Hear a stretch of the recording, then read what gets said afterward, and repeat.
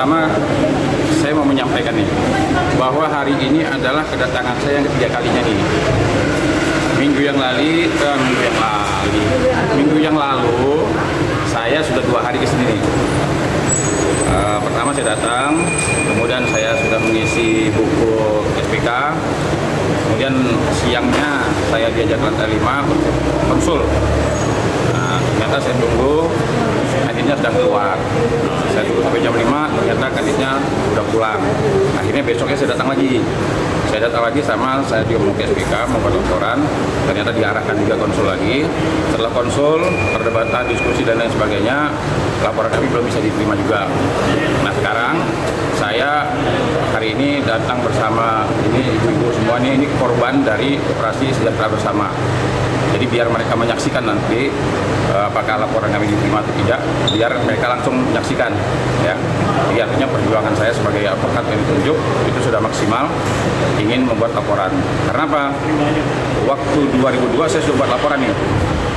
Sekarang orangnya sudah dihukum 20 tahun. Aset juga sudah disita. Tetapi semenjak kami buat laporan dan kami kawal persidangan ini dari awal sampai dia diputus perkara ini, sampai dia divonis 20 tahun ini, kami mengikuti terus setiap persidangan sampai dengan putusan. Nah ternyata kami menemukan banyak sekali yang menurut kami kok ini kelihatannya agak janggal ya. Nah, fakta persidangan ini ya, bukan kata saya, tapi fakta persidangan ternyata menurut kami masih perlu membuat laporan lagi ya, untuk menjerat pelaku-pelaku yang menerima uang ya, yang diduga menerima uang dari terdakwa.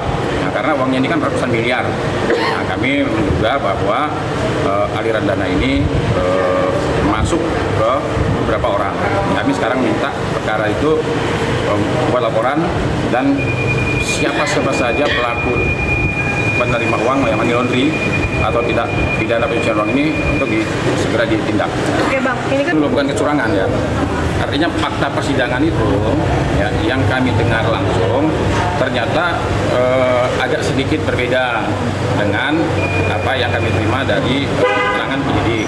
Contohnya di fakta persidangan itu direktur pinjaman sampai mereka memberikan keterangan di pengadilan itu ada jaminan yang diberikan oleh peminjam di koperasi itu nilainya 1,3 triliun. Nah, ini kan tidak disita. Nah sementara ada beberapa anggota yang mempertanyakan ke penyidik apakah barang-barang yang disita, aset-aset yang disita itu sudah cukup membayar kerugian para anggota. Penyidik kan tidak mau menjawab. Nah artinya kami mempertanyakan lagi nih, cukup nggak kira-kira yang disita ini kalau dibagikan ke anggota yang perlu korban ini? Nah, rasa-rasanya tidak cukup. Nah ternyata masih banyak aset yang belum disita.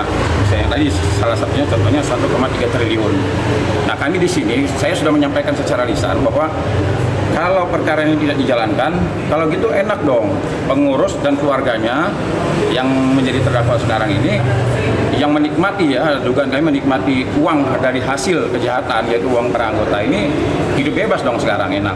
Rumah-rumahnya masih megah, yang lain-lainnya itu teman-teman anggota koperasi ini sudah bisa menemukan ternyata barang ya, aset milik pribadinya mereka luar biasa bagus-bagus. Nah, makanya kami minta untuk ini disisir habis. Siapa yang menikmati hasil kejahatan itu ya harusnya dihukum dia. Jangan sampai kok enak banget sekarang gini. Nah tadi juga saya lihat nih, jadi pengurus dan pengawas ini bolak-balik aja. Pak Iwan jadi pengawasnya, ini jadi direkturnya jadi ininya, jadi bolak-balik aja. Yang ini jadi pengawas, ini jadi direktur. Nanti yang direktur jadi bendahara, yang ini jadi ini bolak-balik. Nah pertanyaannya sekarang, kalau dari semua pengurus dan pengawas ini lebih dari 2 orang, kenapa hanya 2 orang yang jadi tersangka? Nah ini pertanyaan kami kan, ada ketua pengawas, wakil ketua pengawas, anggota pengawas, ada direktur utama, wakil direktur utama, bendahara, kan banyak pengurusnya tuh. Nah kalau yang kami laporkan ini hanya 2, nah, terus yang lainnya bagaimana nih? Belum lagi kalau uangnya ini ya ada dugaan mengalir ke keluarganya. Kami minta agar penyidik transparan menyampaikan kepada kami agar kami juga tidak bolak-balik seperti ini juga.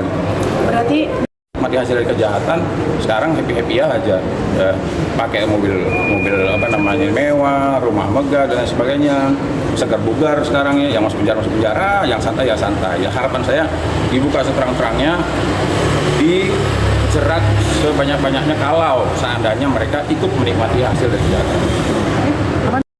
Oke. Gila, ya lu pemain sinetron. Atas ya? Oh itu kayaknya belum. Makanya dibuka sedikit gue juga capek.